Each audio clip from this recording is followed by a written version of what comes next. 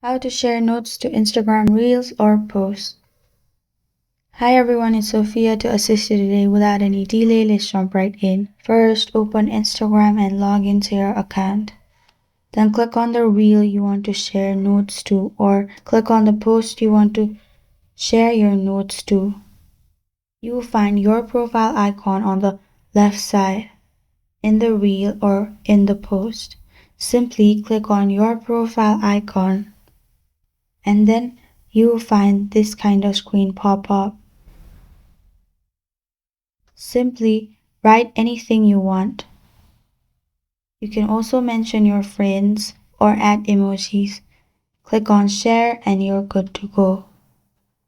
That's how you share notes to Instagram Reels or posts.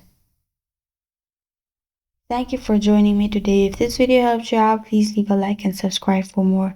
Got a question or want to suggest a topic? Comment below. I'm Sophia signing off until next time.